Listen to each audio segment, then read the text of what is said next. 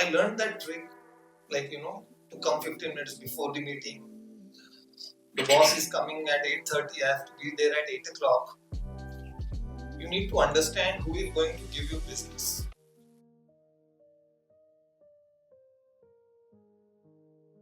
I'm the founder and managing partner at StarNex, and I'll be moderating today's session with our lovely panel members. माझं first timeच आहे. While I'm very excited, but it's not very easy to share the stage with people all of our panel members, right? So put together your hands and join me in welcoming our panel members today. Gautam, Hanny, and Girish, it's awesome to have you on board with us today. Thank you so much for coming. So before we start, I would like to take this opportunity and thank Marathi, Arthayan, Get Funded Easily for their support in setting up this wonderful forum. And it's truly wonderful to be conducting this session in front of like-minded individuals. It's amazing to have you all together with us today. Thank you so much for making it. It's lovely to have you all. So it's no secret that even though going global is on every founder's mind, every business desires to go global at some point in time. It is a code that is extremely difficult to crack for a number of reasons. But luckily enough for us, today we have amazing leaders who have sort of been there and done that. So this is an amazing opportunity for us to learn from the very best. And personally, I'm looking forward to a very intellectually stimulating session. So let's dive right in. A couple of points before that. I think the discussion is going to be roughly for around 30 to 45 minutes, where we'll be trying to cover about 6 to 7 relevant topics. And we really want this to be sort of inclusive and collaborative. So, we'll be opening this up for the floor to take some questions. And with that, I think I would like to make my first request and ask the panelists to sort of start by introducing themselves and take right, please. Hello, my name is Gautam Kulkarni. I think Sudhanva probably probably put us on very top, but I think we are among all of you, so nothing special about this, but maybe today I think we will share our kind of journey and everything. So I actually come from DG FutureTech. So initially, around 10 years back, we started as a product company, and we used to actually do financial products for Bloomberg. I hope like some of you actually know Bloomberg is a market data service or market data provider. So like there is an Apple store, Bloomberg, or they have their own app store where they actually have these financial apps. So they actually approached us and requested that they don't have any presence in Asia Pac, so can we develop applications for them? So that is where our journey started. We started as a product company around I think 3 years we were into that. Then we realized that there is a limitation. So the limitation was that the applications have to be the applications can only be used through Bloomberg membership or Bloomberg subscription. So there is a limited number of audience that we found, right? So in around 2016 we pivoted and we thought that we need to get out into services. So product was one part that we tried. So services, that is we started as managed services company where we had the technical skills, but we didn't had any experience about doing that. So we kind of started as a providing services as center of excellence, so setting up an offshore center here and then providing services for the clients. Fortunately, I was in Japan for quite a while. My colleague Anand, was also in Japan. So we actually found one customer who wanted to actually who was looking for that, and that is how our journey started. So we started doing that. We actually set up the Center of Excellence for Digital Garage. Now DG stands for Digital Garage. So we actually started kind of setting up that, and it actually kind of went well. We were able to do that. Then actually we started adding some more clients. And around 3 years back, so that time our company name was DG Solutions. That is what we started with. And 3 years back, DG actually they found that there is some value that we are providing. So they showed interest and they actually made a major investments, and that is how we are a part of Digital Garage Group in Japan. So that is in a nutshell our story. So we can probably talk in details later. Thank you. Thank you so much, Gautam sir. Hello, myself, Hanny. So I've been in Japan for long, 15 years plus. Usually I've been working into product companies. My last company before starting this, and we were machine engineering, where we were valued at $7 billion. Major funding by Softline.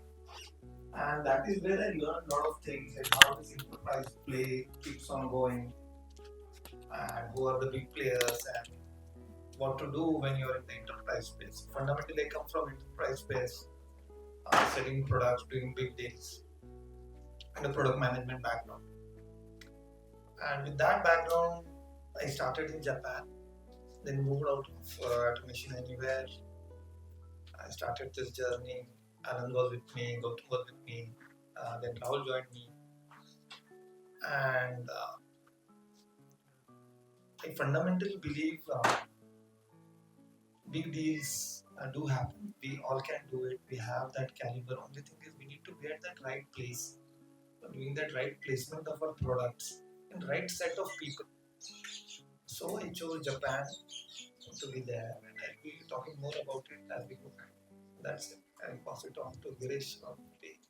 A very good evening to all of you. My name is Girish Iyer. I'm a partner and co-founder of a firm called World of Financial Reporting. Prior to starting this firm back in November 2020, I used to work with GMG, part of the team called Accounting and Credit Services. So debit credit is all I knew. And one day, me and my co-founder we just lying in office saying that okay, we need to do something of our own, and that's how it started. And from 2 people back in November 2020, we are almost a 50 plus team member. We had covered, of course, in Mumbai, serving clients not only in the corporate space in India, but also around 200 corporate entities around the world. So all that work happens from my office back in Mumbai. So where we help people with, of course, being compliant. That's the agenda. And we run the entire finance team and so on and so forth. So we help with a lot of reporting and compliance related matters, and that's my small journey. Nothing compared to what these guys have done. Actually, Hanny is one of the few examples where you find people go from here to the west. Some of us come from west to here. So yeah, so nothing compared to what he has done. Fantastic. Thank you so much, Girish. So my first question is to Hanny sir. I mean, you talked about being an Indian founder starting out of Japan, right? I mean, that is something that I don't think anybody has, that kind of a story. So, can you walk us through how it happened, right? I mean, Japan is obviously not an easy market, right? Given the high entry barrier in terms of language, the culture, the trust that is required to be established in the market before anything moves, right? So it would be great if you could walk us through that journey. What went into starting your company? How did you acquire your first set of customers? How did you sort of replicate that strategy? Okay, thank you. Thanks for being too humble, Girish. There's nothing great. I've come from same background. I've done my education here in SSPMS. I was a boarding school student. Being alone all my life. So I've been bold enough to stay alone.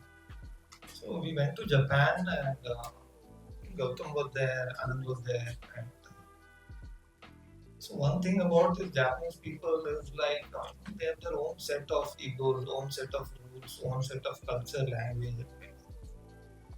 And it was difficult at the start for us to digest all that. But believe me, nothing is difficult. We learn languages. I learned Japanese language, mostly by seeing movies, by hearting them, repeating those movies again and again.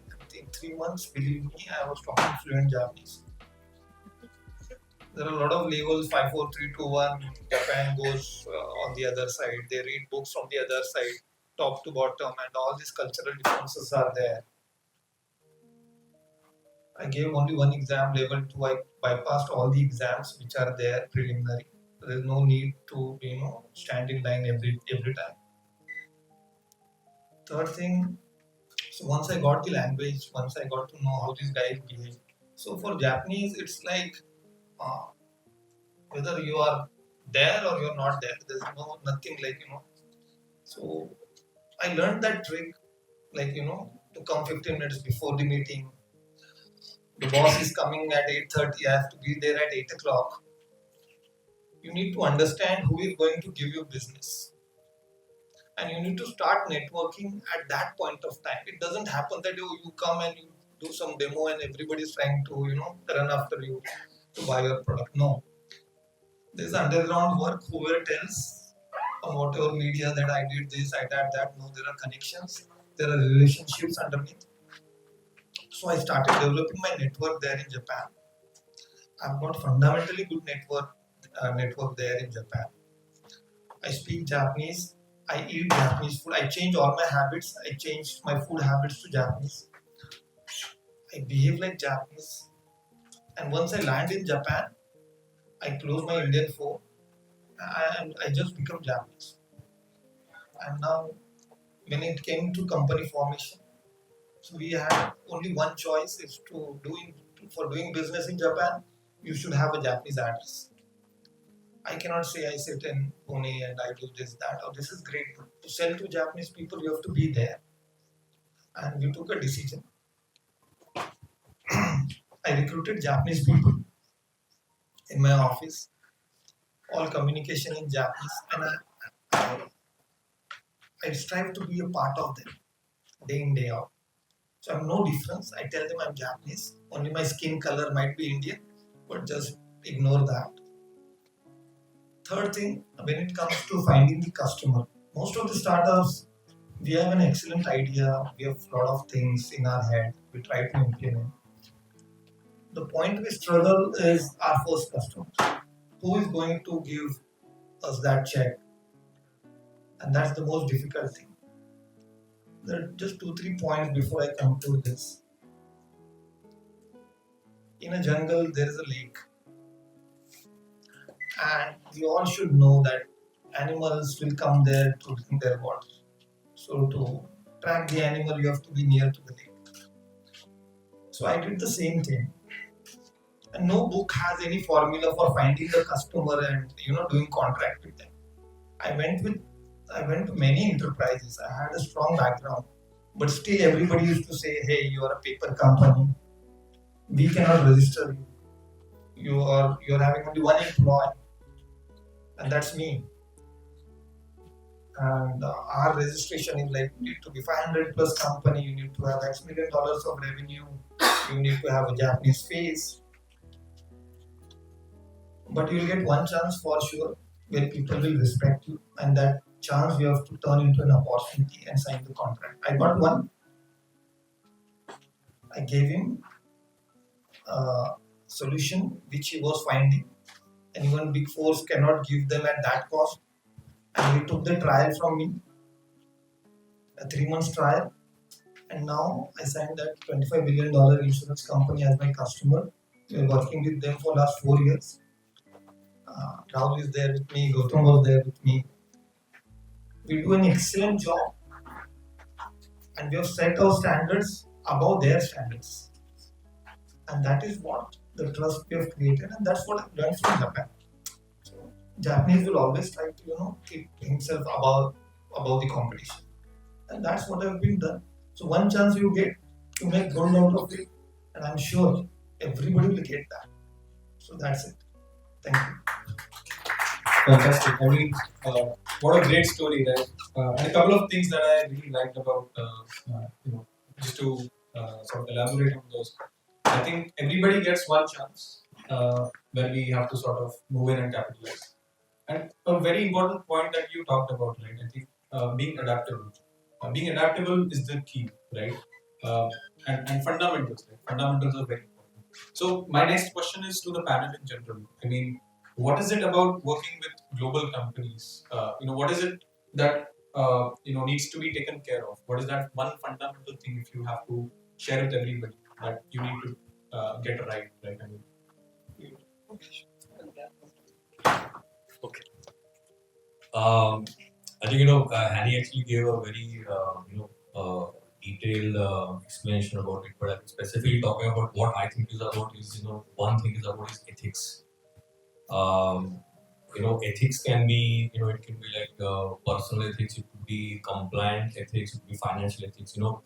So I think again I will probably again take the example of Japan. Okay, so I would say fortunately or unfortunately, I never thought that I will end up in Japan because when I was doing my engineering, the normal trend was complete engineering, MS, US.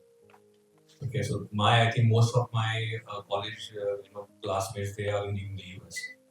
I somehow ended in Japan, but I think I feel that maybe it was a good thing that I ended in Japan because I think that level of ethics, you can say, or kind of customer service, I don't think we get anywhere in the world, at this point of time. So, to answer your question, in our company per se, what we have tried to do is that maintain that ethical level. So that now that we are a part of again, before it being a part of DJ, I think we were doing that, but now that we are a part of Digital Garage, we are a part of the Japanese company, so we have to again do that, right? So now there is no way that we cannot do it. So I think ethics is what I can say, is a very important part. right. Ethics and discipline. I think what is also important from my perspective, I can see the knowledge. Now, if you are perceived as a person who knows, of course, more than what your clients know, they are going to give you work, right? So it doesn't come that way. It comes with a lot of research, and of course, it also comes with some risk-taking ability, right? And of course, you have to demonstrate what you know. If you can't do these three things, client is not going to give you work. For example, I have never set foot in many countries, but still I'm able to incorporate entities there. So I don't have to travel to say Poland to incorporate an entity there. Now I know sitting out of my office here how to get it done because that network exists.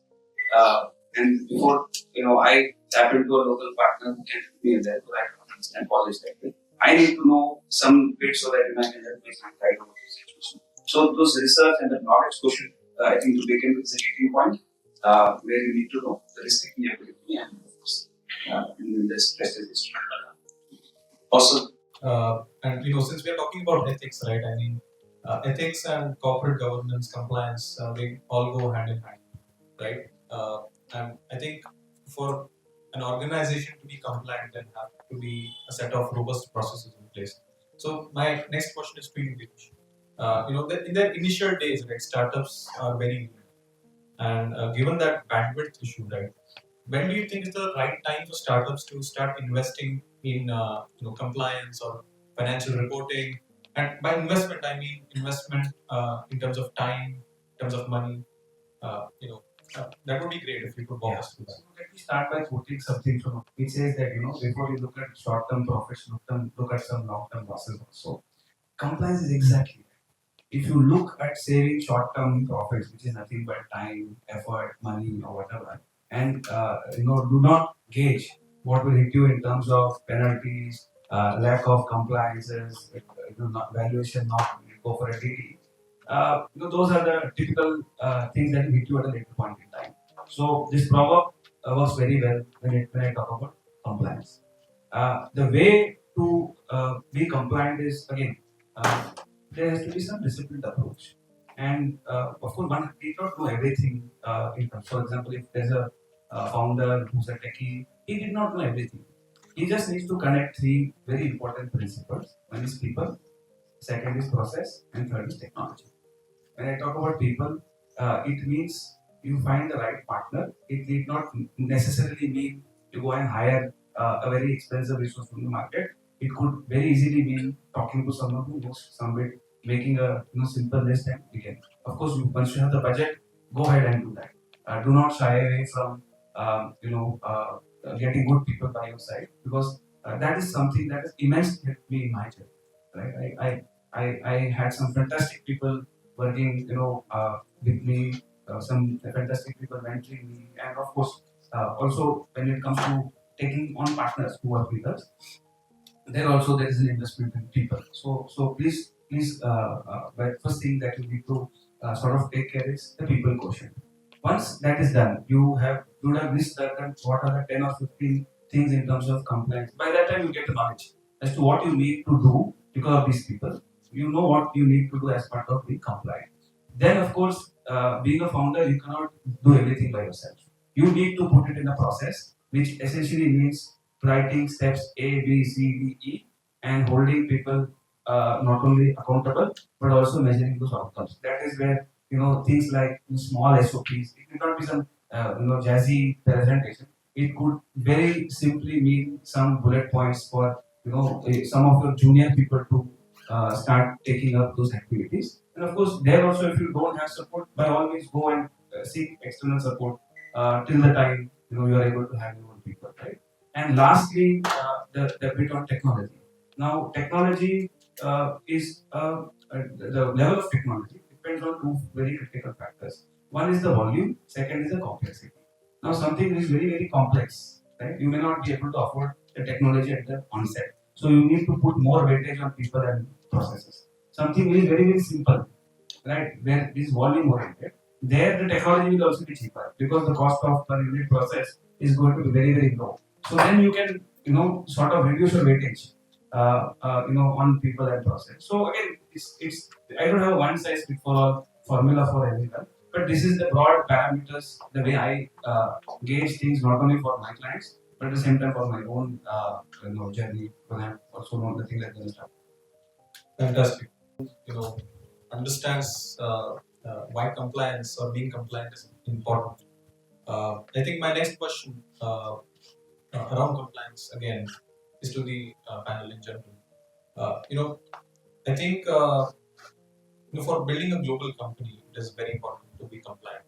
But could you also maybe touch upon how being compliant can help organizations not only from a holding the company together perspective, but also in general from the perspective of going to market or raising an investment, right? I mean, would love to hear your thoughts on that. I'll take that one. So I'll give some couple of examples. Right? Now you may be having the best product, you may be having the best clients, but if you don't know what are the things that you should absolutely not do, you will definitely have issues when you go for funding.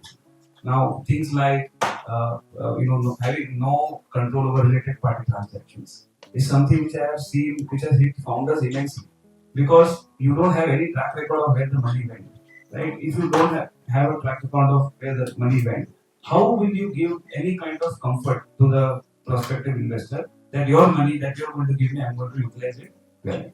Second thing is doing, transaction with sanctioned companies. Now, if you're going for an investor from the US or any other Western world, for sure a due diligence is going to happen, right? And the moment they start seeing you have done some transaction with sanctioned companies which is unexplained, or if that is also going to be a big deal. Lastly, keeping your records in place, right? Which is very absolutely critical. You should from day one, keep records because valuation is a function of the future cash flow forecast. Everyone understands that, right? But the drop in valuation is because of all those mistakes that you have done in the past, which is unexplained. So that is how the valuation adjusts. I can only explain the context of debit credit. So knock or the write down in valuation is all because of what deeds you have done in the past. That's my business. I think talking about compliance, I think I mentioned a few things last point.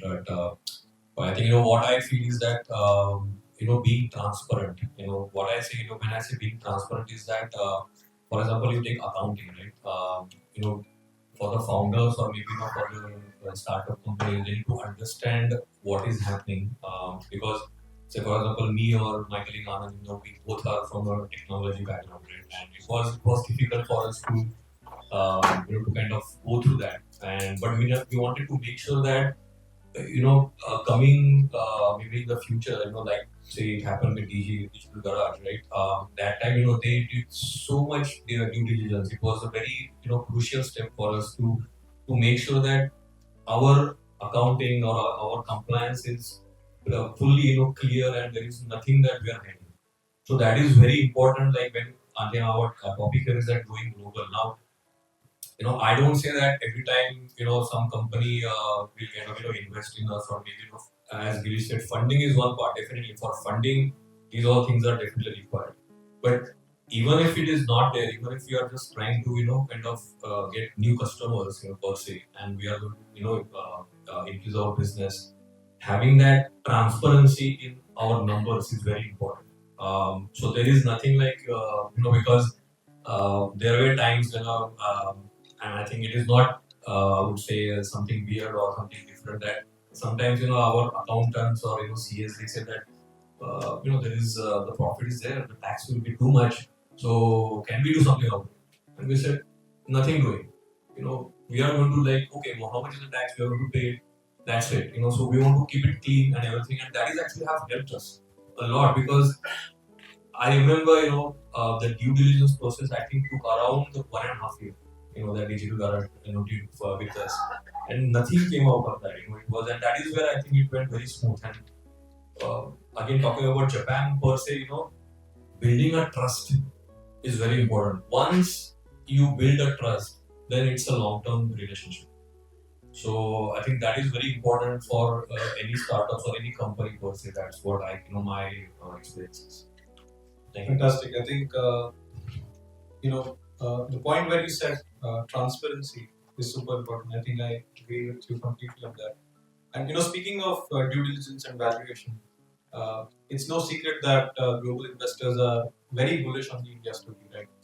So, how can organizations be better prepared to have that conversation, right?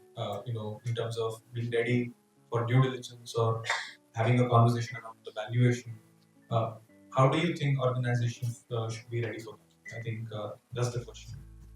Probably I answered you, gave some few points on this particular aspect of it. But, I think as Hanny said, or maybe Girish said that, what we are trying to achieve, if we are trying to achieve and get some investment, then I think we probably need to kind of prepare from that perspective.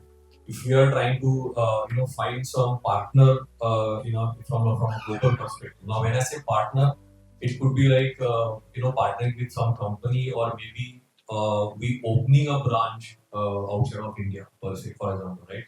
So from that perspective, I think we need to be ready, what exactly we want to do. Because again, if I just want to expand my business and if I just want to get some overseas clients per se, so for that, I think it's a different perspective. If I want to get investments, actually I'm finding, I'm trying to find an investor. It may be like within India or outside India. So from that perspective, there is a different perspective also. Okay, I think I take one last question, and Hanny-san, I think you can answer this very well. So we've talked about cultural differences when it comes to expanding to the global markets.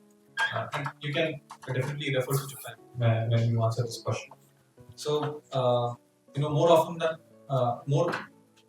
than not, I think there's always, a language barrier when it comes to expanding to a different market. And I think one of the more important qualities to have for a business is to be adaptable in general. But when do you think is the time right? When is the right time to expand?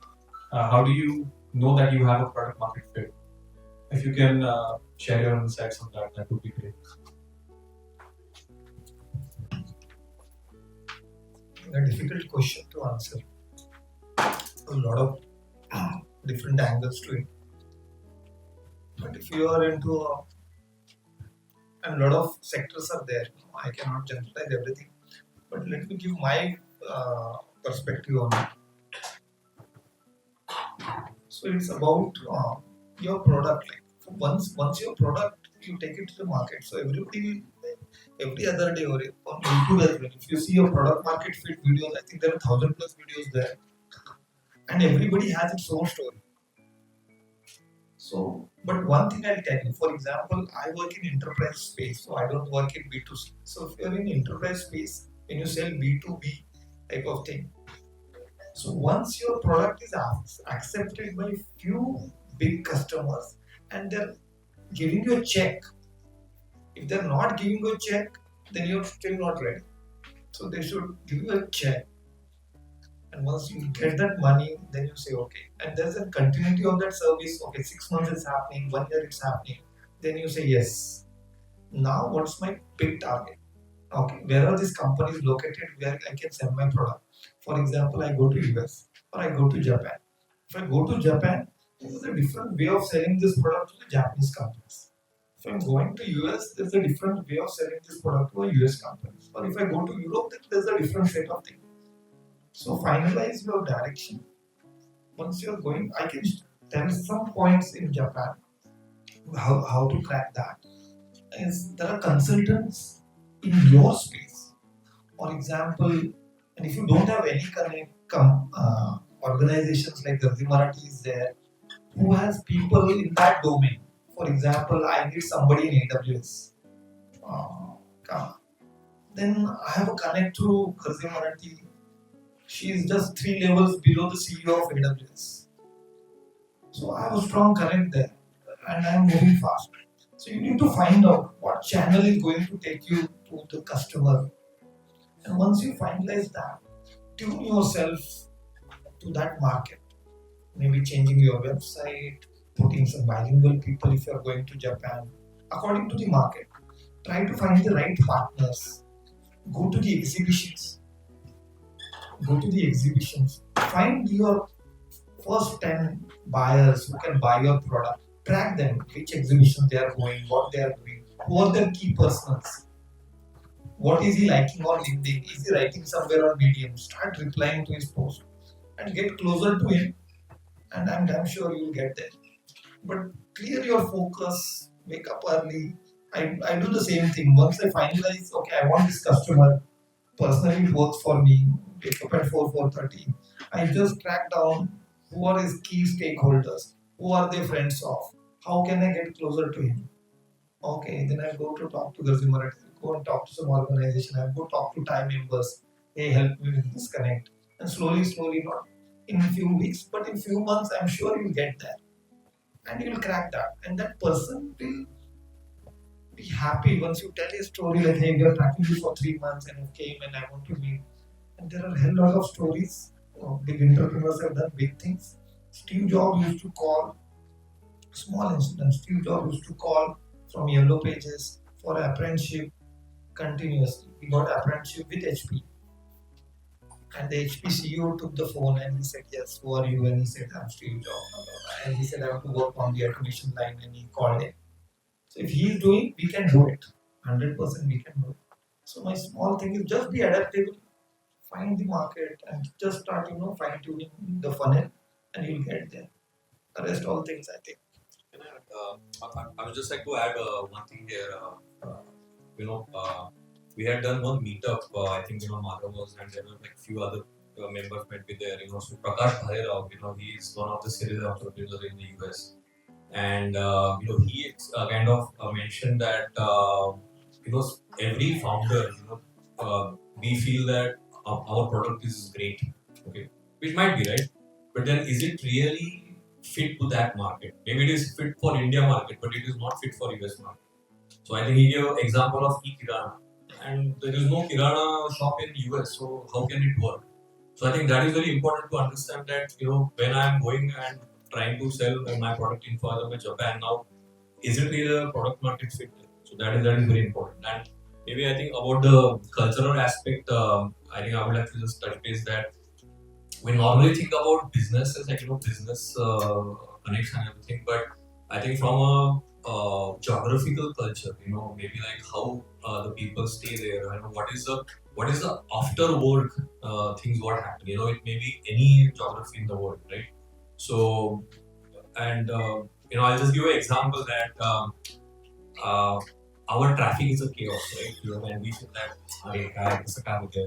And a lot of times, Japanese, clients or Japanese people, they come to our office, and this one guy, he told me that I traveled from Mumbai airport to Pune, right? And he said it was a night travel because the flight reaches in the evening. And he said I was amazed that how you guys actually drive.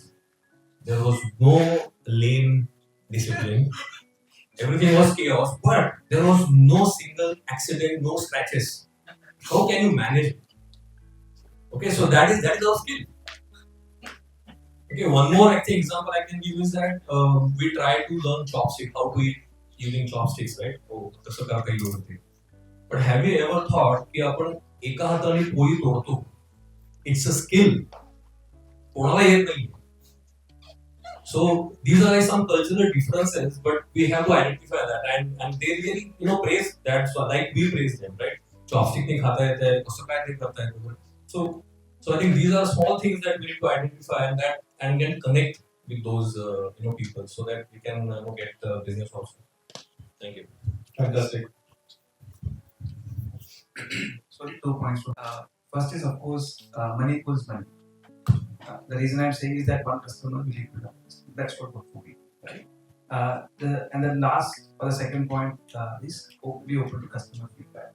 I make it a point to go to each and every client of mine to say that, okay, please tell me what have I done, or rather what have I not done? Have I met your expectations? And of course, there are some people who will tell you, there are some people who will not tell you. But definitely there will be some who will be a well-wisher and tell you.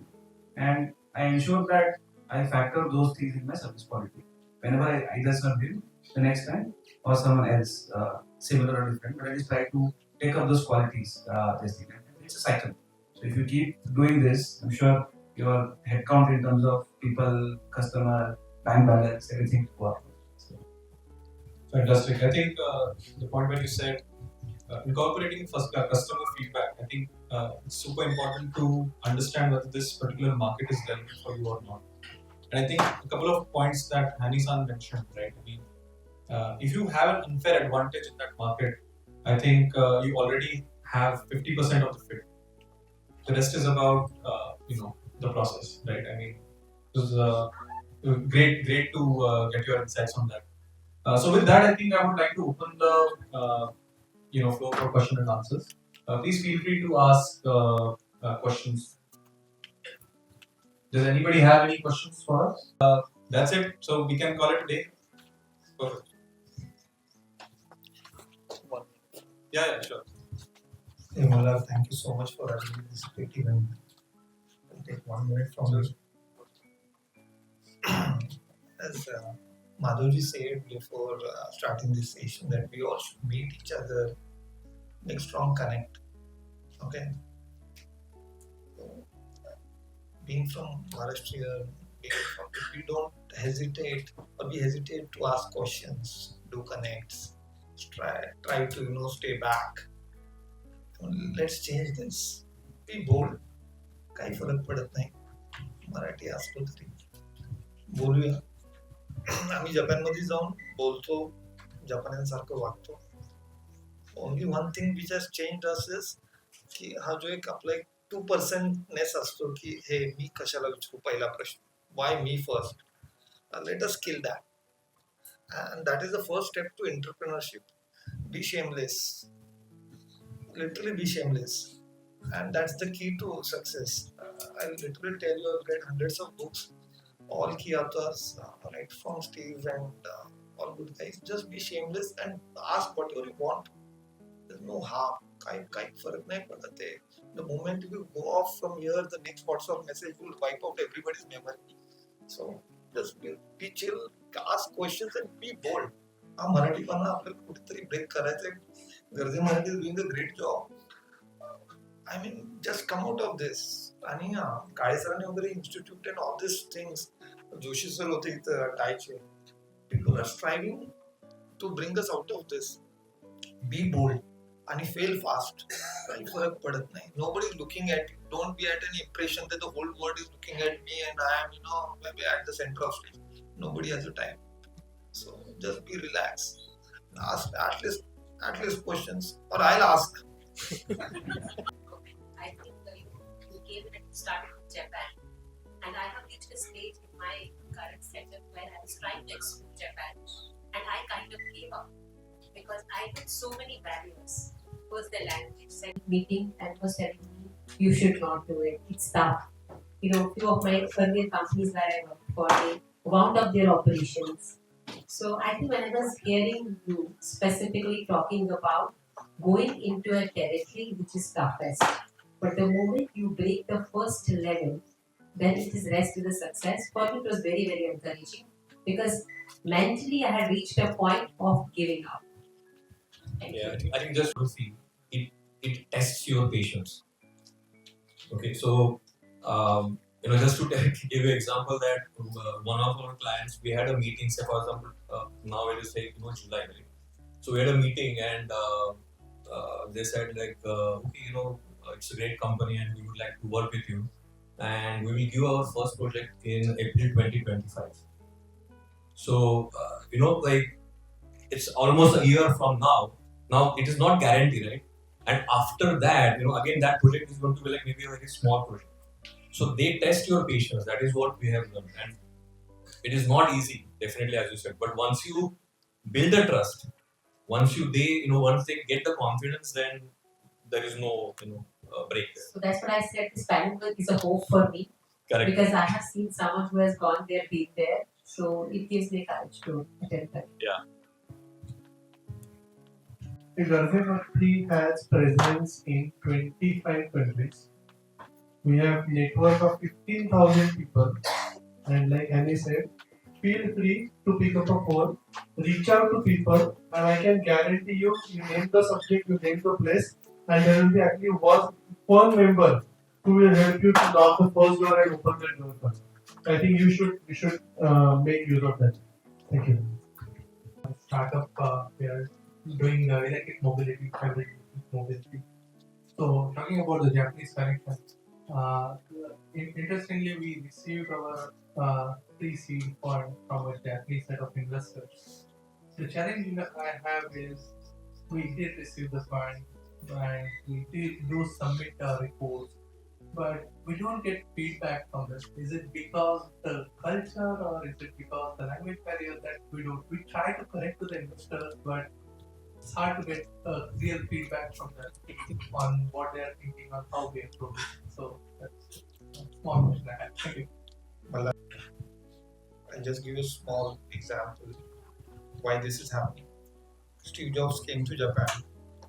They didn't have a printer, and they went to Canon, and the Canon CEO arranged meetings for them. There were 5-7 people, and Steve Jobs, American culture, talking big, lot of presentation, and the people in the room are dozing, sleeping, snoring, and this guy Steve gets upset, and he went to the CEO of Canon. He told him, "Hey, this is not fair." The CEO said, "What happened?" He said, "The guys are just closing their eyes, and we are just presenting. There's no question." Canon CEO said, "Don't worry, they are listening to you." And he's like, "Really?" He said, "Yes." So they're watching. You keep on doing the thing. Or maybe do one thing, the stakeholder which has invested in you, try to set up a meeting. Maybe a monthly meeting. Whenever you get a chance to speak to him, try to set up a monthly meeting, 20 minutes meeting, and then present. And take a bilingual guy if there is somebody who can help you in translation or something. So if you set up a meeting, then he'll come.